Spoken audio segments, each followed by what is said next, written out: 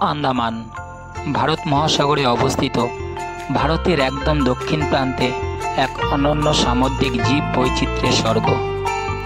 যখন আপনি জলের নিচে নামবেন, প্রথমেই যেটা চোখে পড়বে তা হলো অসংখ্য রং বেরং মাছের আনাগোনা। আর ঠিক তখনই দেখা মেলে আমাদের আজকের হিরো ডিয়ার ফিশ, যার বৈজ্ঞানিক নাম ব্লু লাইন স্নাপার। আন্দামান সাগরের প্রবাল প্রাচীর এলাকায় এদের দল বেঁধে ঘোরাঘুরি করতে দেখা যায়।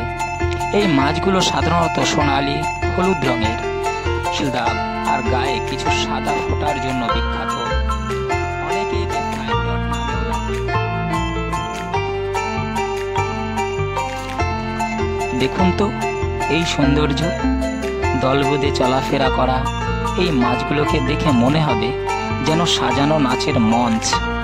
সোনালি কমলা শরীরে, গায়ে নীল দাগ আর মাঝে মাঝে ঝিকমিক সাদা ফোঁটা সত্যি মনোমুগ্ধকর করে তোলে।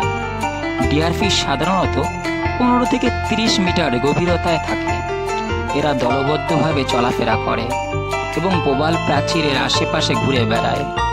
ছোট মাছ, প্ল্যাঙ্কটন আর সামুদ্রিক অমেরুদণ্ডী প্রাণী এদের খাদ্য তালিকায় পড়ে। এই ছিল ডিয়ার ফিশ বা ব্লু লাইন স্নাপার মাছের গল্প। কেমন লাগলো আজকের প্রতিবেদন? যদি ভালো লেগে থাকে তাহলে লাইক কমেন্ট করুন আর অবশ্যই চ্যানেলটা সাবস্ক্রাইব করে পাশে থাকুন। আমি পার্থ, আপনাদের বন্ধু। আবারও দেখা করব নতুন কোনো প্রাকৃতিক অভিযানে। সকলেই ভালো থাকবেন, সুস্থ থাকবেন। নমস্কার।